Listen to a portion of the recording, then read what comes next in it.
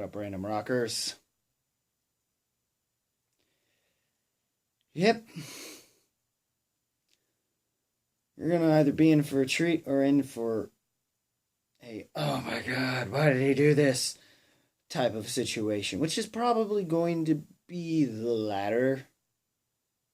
Figured I'd just lower expectations just in case it actually winds up being really good. Probably won't. It probably won't. But hey, at least I'm trying something a little different, something new, and of course it comes with the random territory of the personality of the randomest rocker there fucking ever is. What up to my other random rockers? And technically this is the first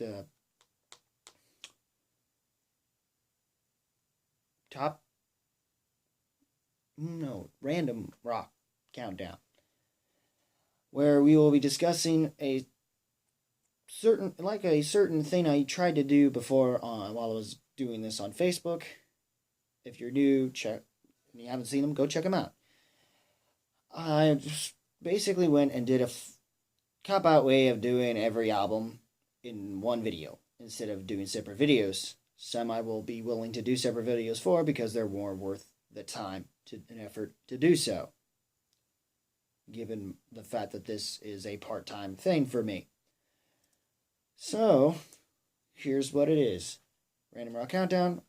It's basically like that, except we're actually not going to do them from the first album to the last album necessarily. This is a countdown of the top 5 albums, whatever they are.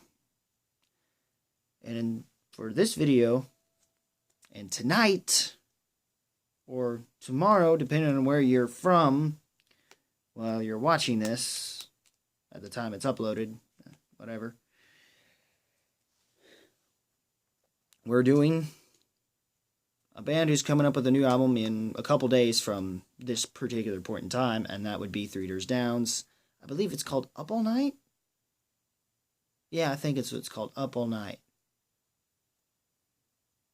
It's the new album, I think. I gotta double check on that, but you'll find out by the time I get it out for review, so we all will.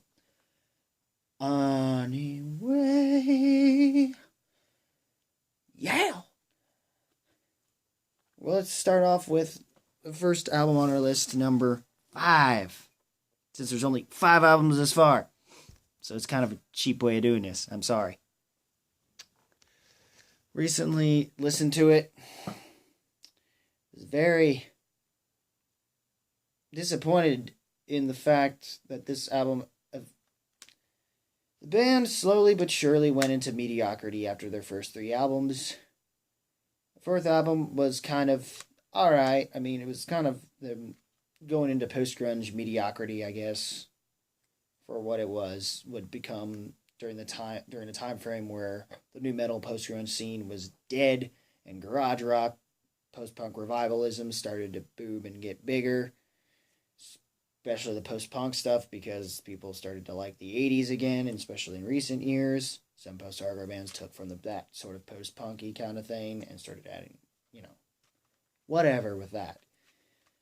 And yeah, post-grunge bands, new metal bands, depending on what they are, even the second wave, which sucks, I guess.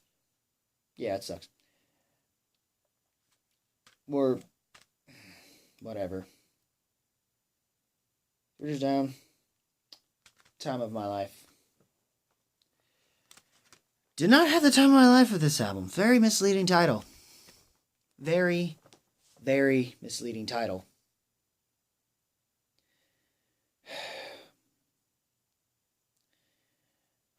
I almost did near the end of it, and by the time Believer hit, yes, Believer, it was actually by the time What's Left hits that things start to get better. And after that, and it seems like, okay, we're getting back to the, the good days, the stuff that got them started, that level of good, but with, learned from the maturity of past records that they did have and certain mistakes that they made, and it seemed like they were finally rectifying it. And then the end of this album is what made it clear that I had to put this at number 5, and that was the stupid awkward DJ record scratch thing, like the whole.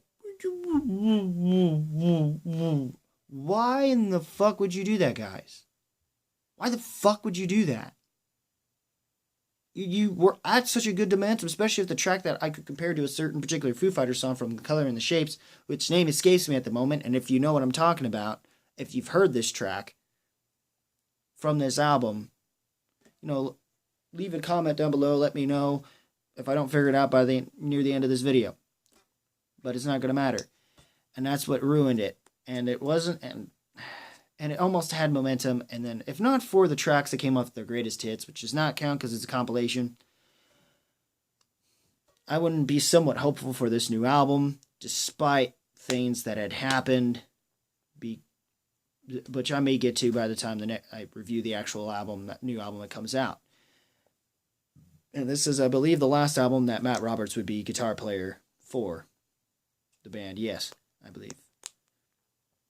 And it's a shame for Matt Roberts to go out on such a low note, especially when you could have had this album, number 4, at your lower note. They're self-titled. At least there was still some hope in the beginning. I mean, this album is no different from another album that we'll talk about later in the sense of both production, mixing, and I think maybe mastering, because the same team that did another album, and I will get to that. Probably, I may just get to that in a minute. Yeah, I may just do that in a minute. That tracks like the first 4 tracks were great, and then by the time Pages hit, don't get me wrong, it's not that these lyrics aren't bad, it's just the way they handled themselves and carried themselves on, it's like they're not even there anymore. They're like, they lost the ability to give a shit. And they gave enough of a shit to not completely suck ass. Like nickel fucking crack. I will somehow be getting to that later. Tracks like Your Arms Feel Like Home is a good track. I mean, tracks like It's Not My Time, which was a huge single to kind of state a comeback, because this was like 2008. This was after high school. And for me, this band was kind of one of the big cool bands, I guess, that came out around high school and stuff. And yeah, this album was just kind of a bit of a letdown, a disappointment. And at least with She Don't Want the World, you still feel somewhat interested enough to try to go back to it at some point in the future, just not consistently over and over again. It's like, just wait a year or two, or do something like this particular channel kind of thing in order to go back to it, I guess, is what happened with me. But yeah, it's like this album wound up being surprisingly better than that record. This record probably could have been better, if not for the disappointing ending, at the very least. Because it just... the fact that the album number 5 beforehand was the same team that gave us the last 2 Skillet albums. Yeah, 2. But also the last Creed album and stuff. Yeah. And the Scott Stapp solo album recently before he decided to go crazy again. Yeah, so it was kind of a certain pros and cons, and the cons seemed to outweigh the pros, and it showed on this album, sadly enough, except for, well, it showed on this album, not this album, sorry, but there's some cons that did show on this record, but it just felt like they were just going a little stale, and this record, the staleness started to show up even more, and them trying to be more current and less involved in the stuff that they wanted to be more involved in with earlier albums. And that's where things start to get a little rough for me to figure out, because these are the 3 albums that matter from 3 Doors Down to begin with, and I'm not sure the new album will live up to the potential, to giving us back that potential that, was kind of a big, huge slap to the face from us during the last, 15, 18 minutes of time of my life, which almost... I would have let that album slide if they hadn't ended it that way, honestly. I probably would have put that at number 4. Because at least that they did enough to feed off the nostalgia of a particular album I will mention later. And now, the tough parts, guys. Whichever one I throw away is going to be the one I will talk about next. All right. It was a tough call for me, but even though this is the first album I actually legitimately bought from this band before I started getting into the. Well, actually, no. You know what? Yeah.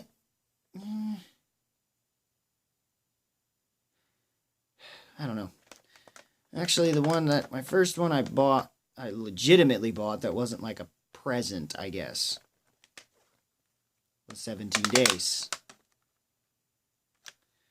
An album they had titled that because they had recorded 17 Days. Now that, if it was like total amount of hours put into studio over a month's time span leading into 17 days total, then I'd be fine with that. Or did they just stay in the studio within 17 days or so? Because I don't know. Either way, this album, the same producer mixer would eventually go on to do the number 4 album. And this album actually was a perfect balance between what these two kind of did, or at least attempted to be a perfect balance, and, worked out some of the kinks that this album really did have, which is my number 2. But before I get to talking about my number 2, 17 Days, we'll get back to 17 Days. Wow. There's some good stuff. The thing is, the riffs are actually more memorable, far more worthy to go into for guitar work and stuff. And it just...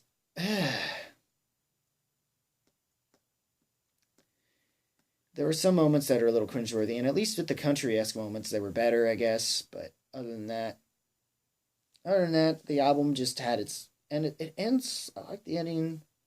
If this was the album that they ended if they stopped making albums after that one, I'd have been fine, actually, with it. No one would fault them. They left us off actually kind of on a good note. Not on a bad one.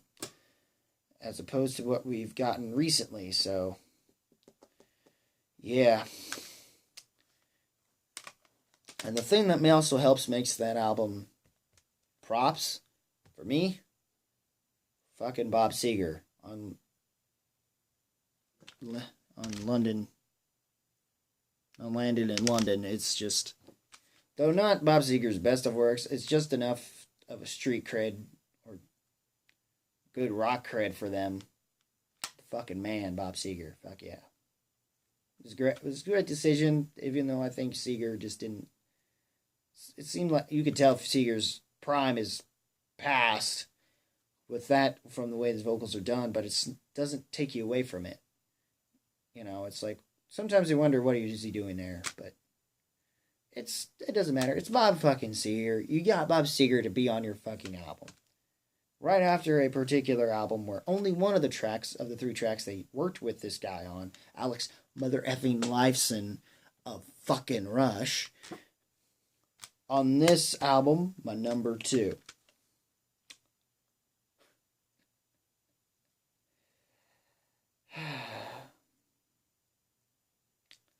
It's a good album. The problem is that the production itself was very much like rock country, like 90s rock country, like Garth Brooks kind of production style.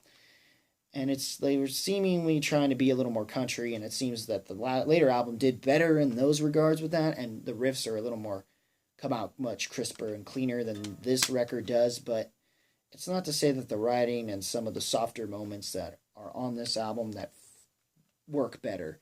And that album seemed more like a pop rockish record, I guess. But not nearly as much as the latter albums seemed to try to go for. And try to, as a means to remain relevant. But really, they just got stuck in mediocrity. But yeah, Away from the Sun, I think, was the first album I ever listened to. It was the first album I wound up getting for, like, Christmas or something. I first listened to it while I was doing I wasn't necessarily the coolest kid out there, and from how I am with the way I do these videos, I think you'd probably believe that anyway.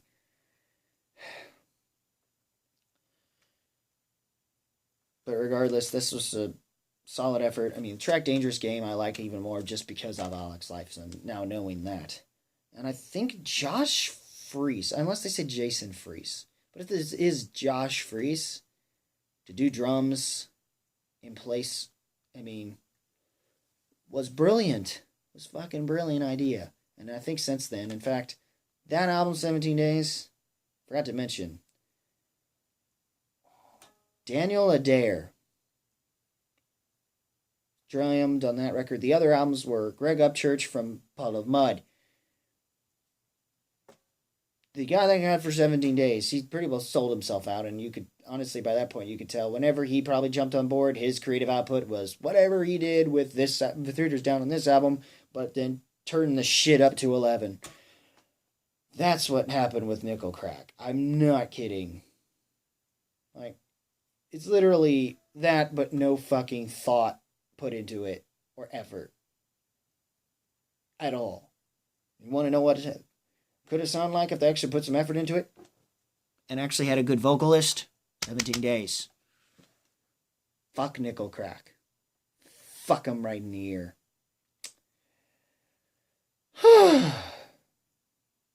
Fuck.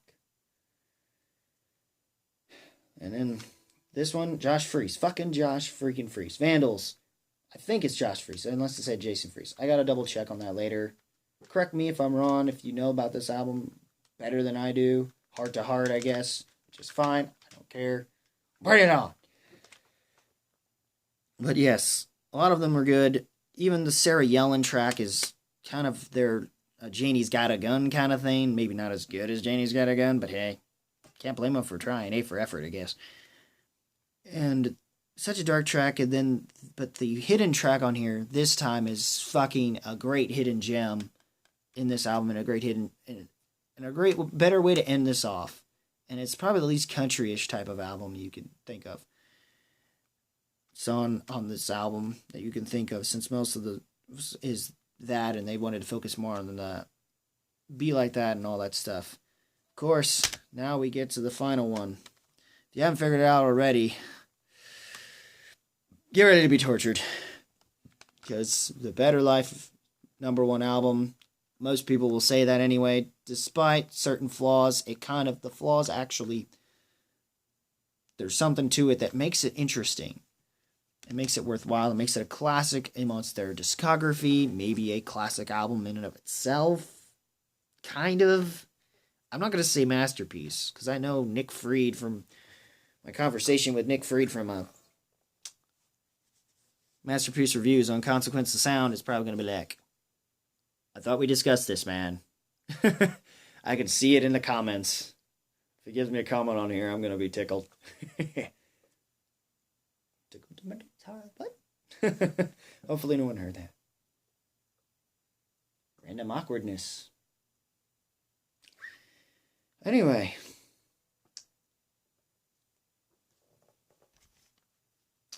Classics tracks. I mean, the first 5 tracks are technically classics in the hits themselves, and then the rest just seems, compared to the other albums, some of them seem a little more filler-ish, whereas this one, even its filler seems to shine a lot, and there are moments where you can tell it's filler. I mean, tracks like Down Poison, really, and even Life of My Own has its moments, even though lyrics are nice and wonderful and stuff, though Kryptonite, nerdy, let's face it, like, the Nerds, like, dream song, I guess, in a way. I don't know.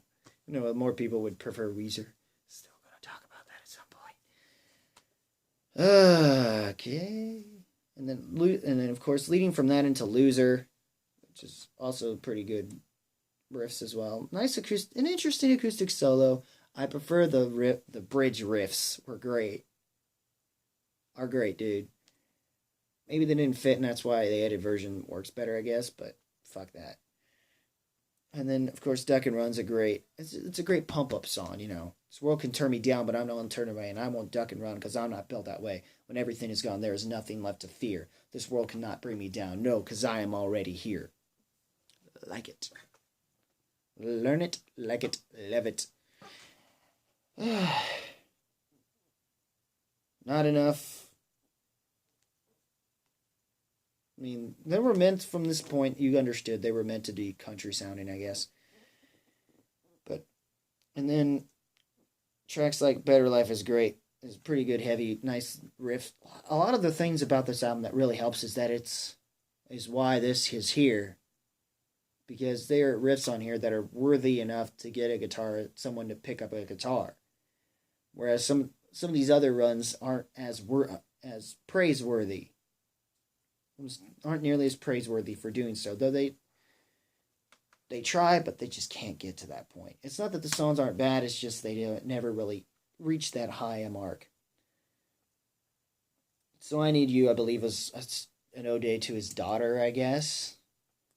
At first I thought it was an actual love song, maybe to his wife, but once you hear the chorus, it's like, oh. Some people may be like, what the fuck are you talking about? I'm guessing if you don't know he had a kid, I guess, then maybe you'd be like, what the fuck? But it wasn't a bad song. It's a nice sentimental way to end things off, I guess. Especially after a track like Smack. Very heavy, punky type of song for that kind of band. The band that they are. But my favorite tracks, pretty well track number 9. In terms of just as a guitarist, and of course, I figured out about this track because my cousin's band. I wish I would have wore the shirt. But yeah. They used to play it a little bit, but they didn't start continuing to play it. They did play Kryptonite a lot, though.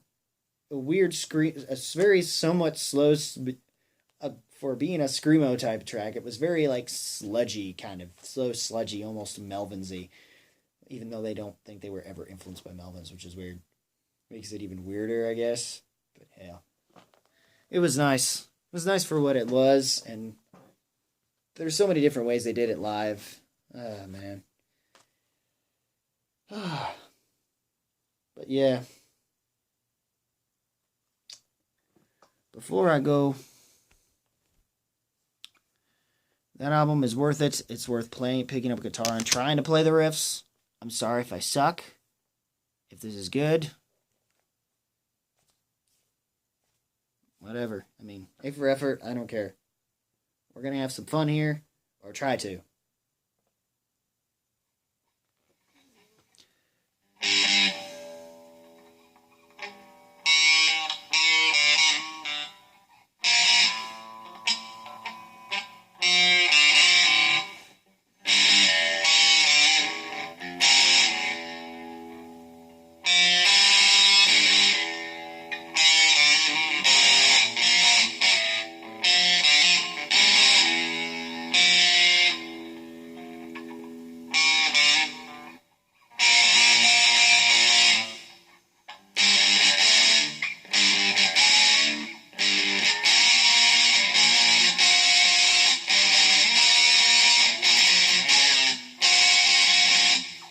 You know what? We're just going to stop there, guys. I tried. Fuck it. I tried to give you a little treat, give you something to lie, maybe laugh about, or be like, yeah, fucking rock it. But, I tried. Hopefully next time, if I do this, if you kind of liked the idea, I'll do it. But, just finally glad to get this over with, just so I can get to the album. I do care. I want to have a better quality, guys, but it's not going to be easy to do that for me. Not with the lifestyle I live, or have been living prior to doing this.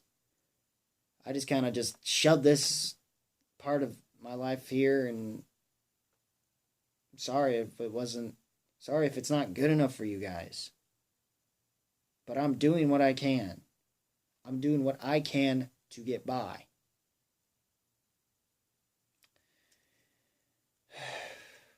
I'm sorry, but that's just how it is. Do these long, seemingly pointless, but not all that pointless videos. I do enjoy what I do. I do give a damn, and that's why I cannot wait to finally get to talking about some of the more current albums, and I'm so stoked and psyched to finally talk a little bit more in depth about bands like Weezer and Deftones when I get to them. I really genuinely am. I mean, fuck, I have plans for some ideas on what I want to do when Gore comes out, and hopefully it doesn't disappoint, and we get another hat trick from this band. Hat trick? Since, even though most people would not consider last time having the hat trick, but Pony sucked. Did you not really? I'm going to save that. I'm going to save that anger. Save that anger. I didn't say Saint Anger. Fuck that shit.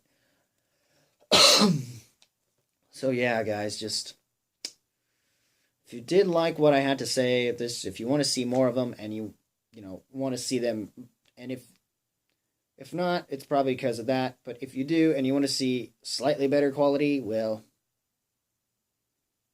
learn to pray.